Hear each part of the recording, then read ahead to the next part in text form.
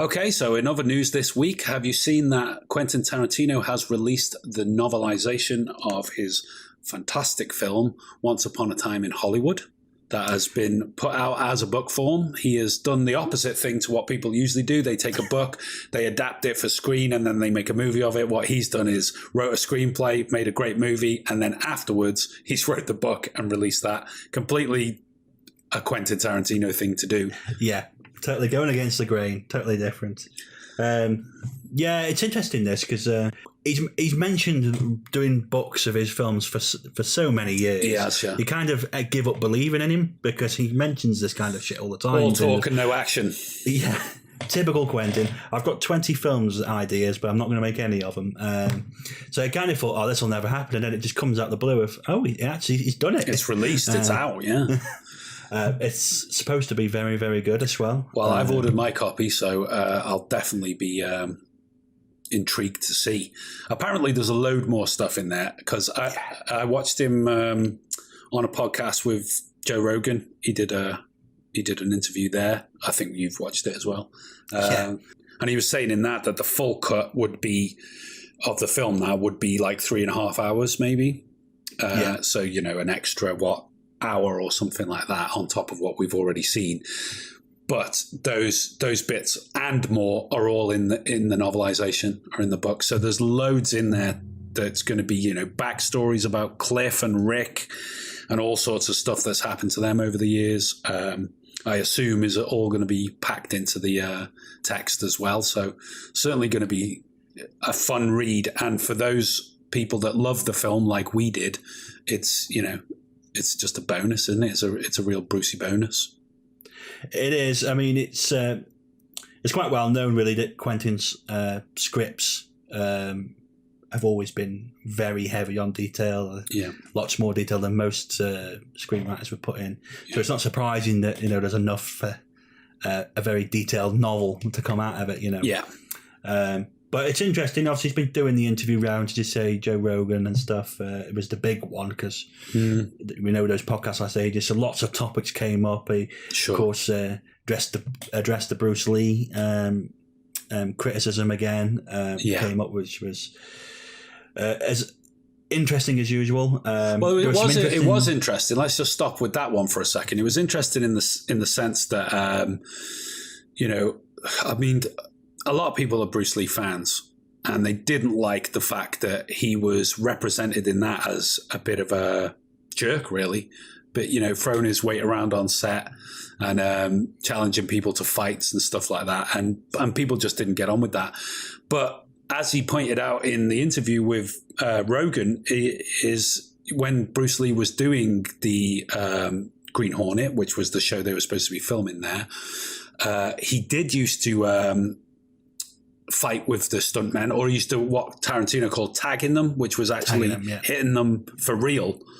I suppose you see that's what they did in Hong Kong. You see the Hong Kong films. If you watch them early Hong Kong movies, The Big Boss, Way of the Dragon, all of those ones that he did then, some of those kicks and punches, they are connecting, and that's just how they roll over there. They're just like, it's so fast and it's so like close contact that I don't think it's something done maliciously. It's just part and parcel of the way they shoot the movies over there. Yeah, I mean, as you said, he was a trained World War II fighter and a street fighter and a trained killer.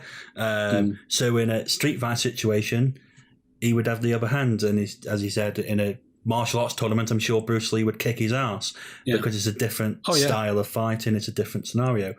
But it just goes to that silly thing of people just have some kind of hero worship. And well, I like Bruce Lee. I love Bruce Lee's films. I thought he was great. But I didn't see much of a problem with that interpretation. It didn't make me think, Bruce Lee, what a jerk. He's a terrible guy. I just thought, he's cocky, confident martial arts guy that met his match with Cliff, and that's it. That was it. And it was like, by the end, it's almost like before the woman comes in and starts busting their balls and stops the fight, they're almost getting to the point where they're going to shake hands. It's like, it's a bit more fun.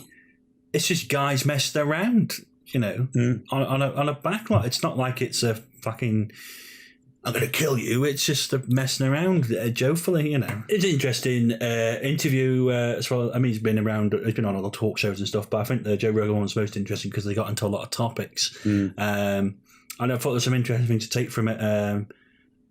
I liked the discussion about, they were talking about, you can't do certain films anymore. And Tarantino going, yeah, you can, you just fucking do it. You know? Yeah. Do what you know. I like this whole point he made there is like, who are they? They won't allow it. They won't let you do it. Who is they? And, exactly. you know, that there's a good lesson to be learned for people there. I mean, you've got to be sensitive. It's hypersensitive times in terms of terminology and the grammar we use to describe different things. And people call it political correctness, but I don't think it's just political correctness. I think, you know, it's just being sensitive to certain issues now that we're all a little bit older and a little bit wiser. But, you know, at the end of the day, he's not shy of controversy. He's always going to do his own thing. That's why he is Tarantino. That's why people love to go and see his movies.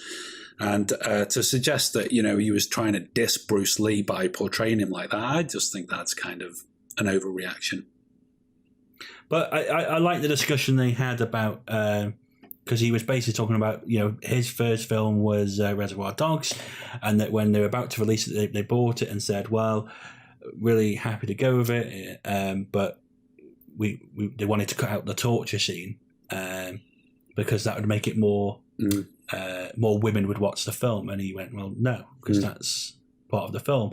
And I like that kind of, you've got an artistic vision for something, you go for it, and you shouldn't compromise on what that vision is. And there's no such thing as not doing something. The saddest news of the interview really was that he reaffirmed that he's only doing 10 films.